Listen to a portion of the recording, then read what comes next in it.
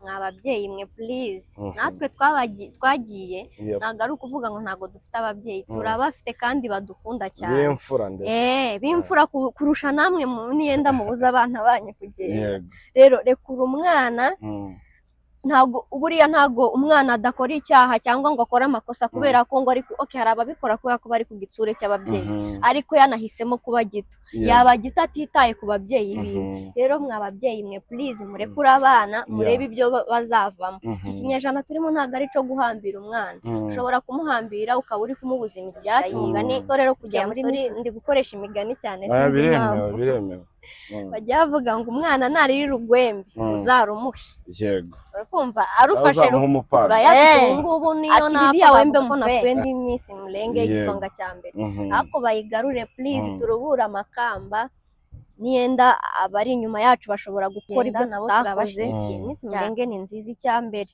tuma umuntu atinyuka ntabwo ugifite ka kantu k'ubwoba kandi cya kabiri buriya ntabwo umenya ikiri. Hello vipi yambu cyane bantu banje nizere ko aho muri mumeze neza guys nababwiye hano Kigali ngiye kubahereza show ngiye kubaha imiti ndabizi neza ko mbazaniye umuntu mwashakaga kubona mwashakaga kumenya amakuru yiwe duhuriye Kigali biba ngombwa ko muganiriza sohoka ntangire mwegereza ariko icyo ngusaba kanda subscribe comment zawe ziba zikenewe kandi ntuyikande ngo uvuge ngo wikanda buri munsi rimwe ryonyine kanda subscribe ubundi uzajya ubona buri kimwe cyose ndi gukora yese kantangire niyegereza umutumirwa wacu karibu Angel. Thank you. Umuze neza meze bon wenda nk'abantu bashobora kuba bakubonye irya mbere wabibwira kugira ngo bamenye bari kureba ndi kuburambuye cyangwa uburambuye kabisa ntugire ikibazo dufite umwanya.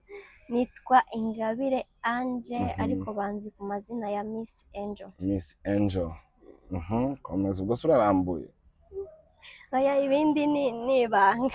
Yes ni umukobwa wabaye igisonga cya Miss mu gihe gishize Miss Mulenge yari ihari ni nacyo kintu ushaka ko twibandaho cyane Angel. Kuba uri Kigali abantu bakuze Nairobi ese waje mu kazi waje gutura warimutse cyangwa ari mu gihe gito uzasubirayo? Ndi mu butembere. Uri mu butembere. Iwacu ni muri Kongo n'ubundi muri Kenya ntago hari mu rugo. So ugiye gusubira uzasubira muri Kongo n'uva i Kigali cyangwa uzasubira Nairobi? Cyane rwose. Muri Kongo. Gahunda ni ukugana mu rugo. Mu rugo muri Kongo nagana he? Ntago mpazi cyane ariko njye navukiye ahantu bita kuri Goma ariko ababyeyi njye numva bavuga ngo ni mu Rurambo. Ntabwo urahagera? Ntabwo uzi mu Rurambo? Ubwo sunganye gutyo utaragera iwanyu aho ababyeyi bari? Niyo gahunda ni ukujyayo. Nzajya kuhamenya to. Yego. Hanyuma abantu benshi bakuze nyine nk'igisonga cya Miss. Ese biriya bintu yari impano yawe wabikoze kubera ko byabaye cyangwa byaje gute kugira ngo ujye mu marushanwa ya Miss Mulenge? Kugira ngo bize buri iyo bitaza sinari kubigendamo ariko nuko byaje bisanga nari mfite na gahunda bihurirana na ntuza na gahunda zanjye nakuze mfite sinavuga ko ari impano ariko nakuze numva ko mfite umutwaro wo kuzafasha so rero Miss Mulenge ize numva ko naboneramo amahirwe yo gufasha abantu nshaka gufasha ni nkuko na joininze. Cyangwa n'abantu bagusajije barakubwira ngo uri mwiza wagenda ukarushanwa? Reka nta bwiza hariya ntago bareba ubwiza by the way bareba iki? Kuko yaba ari ubwiza ntago ubu ngubu bari kuba uri kunyita igisonga cya mbere akagombye kuba ari we Miss the only one. Abantu benshi Miss Mulenge yashize bavuze ko itari fair wenda babereye cyangwa se batabikurikiranye neza nkawe wari uyirimo wabonye byaragenze gute? Ku ruhande rwanjye umuntu utabampaye niyenda niyo yarankwiriye. Zana agafoto mbonyemo hano mwamubonye igisonga cya Miss. Hanyuma Angel kuba warabaye igisonga muri Miss Mulenge niki bishobora kuba byaragufashije wabaye Miss niki kintu ushobora kuba byarahinduye mu buzima bwawe? Icya mbere ni ukongirira icyizere kuko kuva nava muri Miss Mulenge hari abantu bagiye banyandikira bambwira ati nk'umuntu ukuriye nk'abanyamurenge abakobwa b'abanyamurenge watugiriye ihe nama, hari abantu baje nka 3, urumva ntabwo umuntu yakugana atakugiriye icyizere. Yego. Hari abantu baje bangana bangiriye icyizere, icyo ni icya mbere. Icya kabiri ni ukugira izina. Yego. kuko ubu ngubu nshaka no gukora ikintu runaka nagenda ndyitwaje bikaba byagira nk'amanota. Hanyuma gufasha wavuze wahoze wifuza no gufasha kumeze gute, kuko gufasha birimo impande nyinshi? Gufasha navuze nko gufasha ingorwa, gufasha imfubyi, abapfakazi, abatishoboye muri rusange. Hanyuma se byaje kugerwaho nk'uko wabyifuzaga cyangwa wenda haje imbogamizi bituma utabigera nk'uko wabyifuzaga? Nko mu ijana nageze kuri 40%. 40 iri hasi cyane. Kubera iki wenda ushobora utekereza ko utabigeze nk'uko wabyifuzaga? Nta bushobozi, nta muntu wo kukuvugira. Urabona yaba narabaye nka Miss, sinzi niyenda na Miss ubwo yaba yarabonye ayo mahirwe, yaba niba ibyo yifuzaga yarabigezeho, ariko ngewe yaba nari mfite nka ririya zina nitwa ko ari nge Miss ubayoboye bose, nari gukora ibintu byinshi cyane.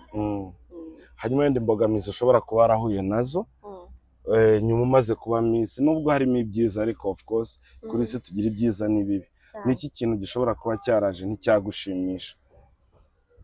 Abantu kumva ko wabaye igisonga cya mbere bagahita bumva ko ufite ububasha bwo gukora, mbese bakumva ko nta kintu cyakunanira.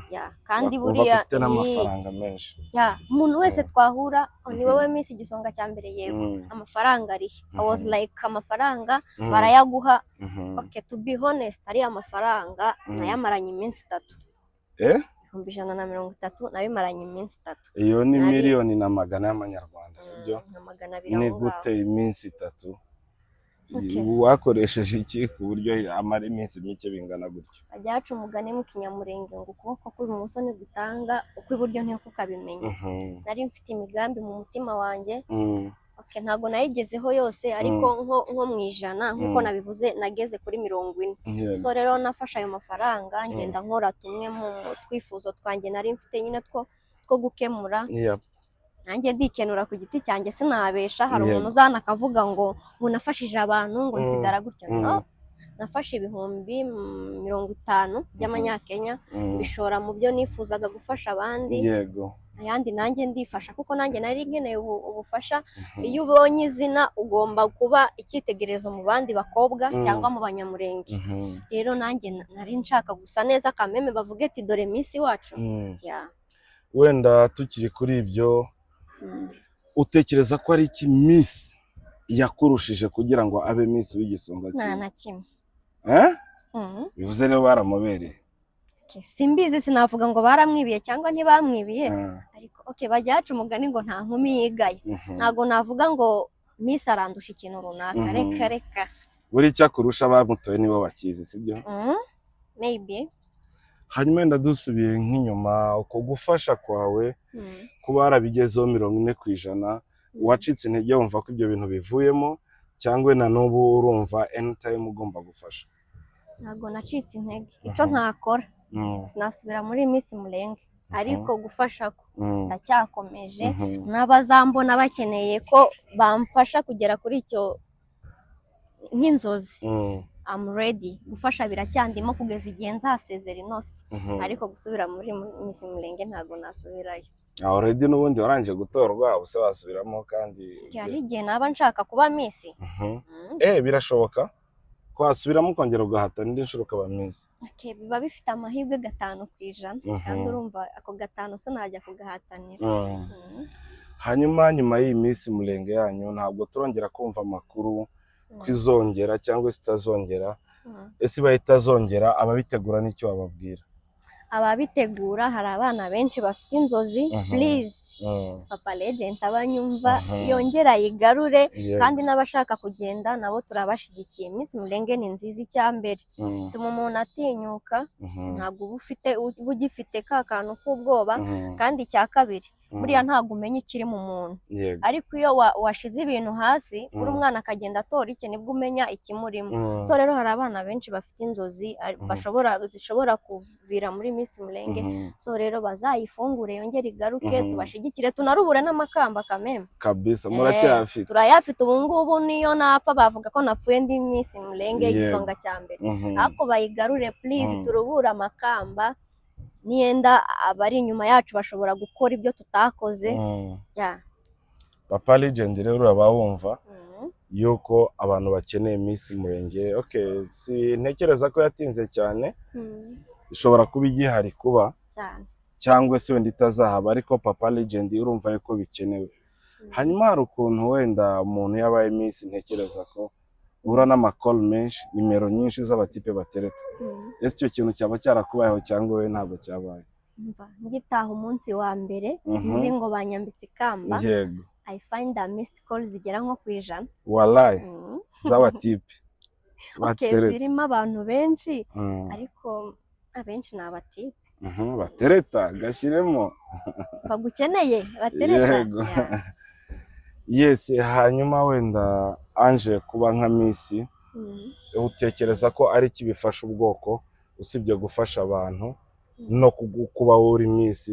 Ese nko kuba ubwoko bw'abanyamurenge utekereza ko ari iki bifasha? Kuba Miss kwanjye no guhesha icyambere, no guhesha ishema igihugu cyacu. N'ubu ngubu ahangaha ndi nakubwiye ko ndi mu butembere, hari nk'ahantu njya narambika nka phone hasi nagiye nko muri salo, umuntu yafata phone yabona nk'iyi foto irimo hano, agahita avuga ati ko mbona wambaye ikamba Miss, ni Miss ya hehe? Wamusobanurira uburyo ariyo mu bwoko bwacu, ugahita wumva nyine aragutinye tu, ugahita nyine icyambere byagiriye akamaro kubaho natejeje ishema igihugu cyacu. Wenda hari n'ababyeyi bo mu bwoko bwacu bw'abanyamurenge bumva yuko ari uburara kuvuga ati ugiye gutambuka imbere y'abasore, ugiye kwigaragaza kuri mwiza, bakumva ko ari uburara cyangwa se ari ukubura umumaro. Ababyeyi bagitekereza gutyo, n'iki wababwira? Icyo nababwira, buri mubyeyi agira imyumvire yiwe, ariko mwababyeyi mwe please, natwe twagiye, ntabwo ari ukuvuga ngo ntabwo dufite ababyeyi, turabafite kandi badukunda cyane, b'imfura ndetse b'imfura kurusha namwe niyenda mubuza abana banyu kugenda. Rero rekura umwana, ntabwo umwana adakora icyaha cyangwa ngo akore amakosa kubera ko ngo ari hari ababikora kubera ko bari ku gitsure cy'ababyeyi, ariko yanahisemo kuba gito, yaba gito atitaye ku babyeyi biwe. Rero mwababyeyi mwe please, murekure abana, murebe ibyo bazavamo. Ikinyejana turimo ntabwo ari cyo guhambira umwana, ushobora kumuhambira ukaba uri kumubuza imigisha yiwe. So rero kujya muri Miss Mulenge ntabwo ari ukuvuga ngo ni uburara, umuntu wenyine niwe wihitiramo ubuzima bwiza. Byacu umugani, I'm sorry, ndi gukoresha imigani cyane, sinzi impamvu. Biremewe. Bajya bavuga ngo umwana narira urugwembe uzarumuhe. Yego. Urakumva arufashe nk'umupanga. Akiririya wembe mupe, niyikata akabona amaraso araje, azamenya ntabwo azongera kurufata. Rero rekura umwana, umuha amahirwe, agende yidagadure, kuko iyo umufunze bajya bavuga ngo ngo ihene ngo wayifunze mu rugo cyane, umunsi yaciye intuza ikiziriko iza yona imirima yose y'abandi ikayimara. So rero murekure abana bagende bidagadure, bamenye impano zabo ngo ziri hehe. Ako kantu ushizemo si nko kugumura abantu ngo ihene nicika ikiziriko izo nimere? Ntabwo ari ukubagumura, sibyo? Kurera ni byiza pe, kurera ni byiza, umwana ukamutoza inzira, ariko reka nkubwire, ntabwo umwana yafata umwanzuro wo kujya muri Miss Mulenge ari umwana, aba ari mukuru kameme, uri kumva? So rero igiti bazakigorora kikiri gito. Niba waramugoreye ukamugejeje ku myaka 18, uba ufite kumuhereza ukamwereka ibibi nyine, ukamubwira ati iki ni kibi, iki ni cyiza, akazihitiramo, aho kubwirira ngo agiye muri Miss Mulenge. Abazi ko hariho ibyiza n'ibibi, rero kuba warabimwigishije, mureka agenda azahitamo. Hanyuma nje twabonye wafunguye YouTube channel. YouTube channel wenda mbere yo kunyikubazaho wayibwira abadukurikiranye kugira bagende bakore subscribe, babe baniteguye nyine ibikorwa tugiye kuvugira hano. Miss channel yawe yitwa nguki? Channel yanjye n'ubundi ntago yajya inyuma y'izina ryanjye. Hari umuntu wambajije ejo bundi ngo witwa nde, twahuriye kuri live, arambwira ngo nyine nari ndi kuri pano hejuru, arambwira ati uyu muntu turi kubona witwa Miss Ange ni wa hehe? Ndamubwira ati nitwa Ingabire Ange. None se ngo kuki wiyise Miss Ange? Ndamubwira ati mfite amazina abiri niswe n'ababyeyi Ingabire Ange, ariko irya Miss naryo ni iryanjye kuko nararikoreye, naribiriye ibyuya ndarikorera. So rero na channel yanjye niri inyuma y'izina ryanjye. Channel yanjye yitwa Miss Angel TV. Miss Angel TV. Yego. Hanyuma wenda abantu bagufana cyangwa se bagiye gukoraho ni izihe content cyangwa se n'ibihe bikorwa bashobora gutegereza bakagira amatsiko? Channel yanjye ni imyidagaduro. Ikitariho ni ugutukana. Gutukana cyangwa kwinjirira umuntu mu buzima ugasanga ngo turi kuvuga ku muntu runaka. No. Yego. Channel yanjye ni imyidagaduro, ushaka gutanga ubuhamya, ushaka amaprank, ushaka amamuvi, mbese ni imyidagaduro. I think uri kubyumva uburambuye. So rero channel yanjye ni imyidagaduro, umuntu wese ushaka akaza akangana, kandi please mukore subscribe. Hari umuntu icyo umuntu akurusha ugomba kukimwubahira. Yego. Ntabwo ngiye kuvuga ko ndusha abandi ikintu runaka, ariko niba utarafashe umwanzuro wo kuyifungura ukabona uwanyu yayifunguye, please muzamuduha subscribe, munashigikire cyane, mudushigikire. Nimutadushigikira ntabazava hirya ngo badushigikire. Mushigikire bene wanyu, hanavamo n'amafaranga yo kubafasha mwese. Nk'ubu ngubu ngiye purpose yanjye, channel yanjye nikora fresh nkabona umusaruro, nzagera ku nzozi zanjye natangiye kuva kera nkiri umwana. Yego. Hanyuma Ange ndakubaza ikibazo, kubera ko uri umwari, dufite abari benshi bahagurukiye YouTube channel, ndizera ko bakurikirana, gusa benshi bigakemangwa yuko barimo bakora ibintu bisa nkaho bidakwiye, kuvuga abantu, kuzamura amazimwe. Ese ni iki kintu wababwira, cyangwa ese wenda abantu ko babibona siko biri wowe bibona bitandukanye? Buriya buri muntu aba yafunguye channel afite umugambi runaka. Sinavuga ngo abatukana ngo babireke, ngo abagira gute babireke. Icyo ubibye nicyo usarura. Abari gutukana ngewe inama nabagira bareke gutukana, ariko sinanababwira ngo muri kugira nabi ngo ibiki n'ibiki. Ariko nyine gufungura channel ugasa nuri gukwaza abandi ntabwo bijya bimera neza. Ange, muri media Nyamurenge ni nk'uwe muntu ushobora kuba ufana ukavuga ati nitengo ni mwene wacu, nitengo turaziranye, content ze ndi umufana we, ndamureba kandi ndamukunda, yabarinde mu banyamakuru, b'abanyamakuru, b'abakina filime, b'abakina ibiki byose, gusa umuntu yego umuntu uvuga ati ndamufana, ndi umufana umwe wenyine. Komfana Papa Eboyira. Papa Eboy. Papa Eboy, ubwo uriyumva ko Ange ari umufana cyangwa ufite icyo mufana? Kirahari, ariko ntabwo ari cyo cyane kuko namufanaga n'ubundi ntarabimenya ko tugifite. Yego. Uza kubona ko ari mwene wanyu. Hanyuma mu gusoza Ange, ni iyihe nama wagira abakobwa muri rusange, abari Kigali, abari Burundi, Amerika, Australia n'ahandi hose? Nihe message wagenera abari? Message nabagira ni ugukura amaboko mu mufuka, tugakora, apana mugakora, tugakora. Niyo bavuga ngo amafaranga ari mu kuzimu, ahari ubukiriro bwawe hose, ukura amaboko mu mufuka ukore, twihesha agaciro nk'abakobwa b'Abanyamurenge.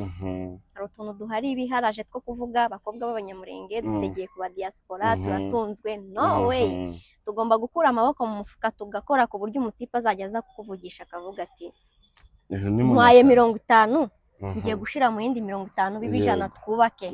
C'est tout. Hanyuma wenda dusubiye ku cya Miss Murenge, ubona gute haramutse yaje Mr Murenge?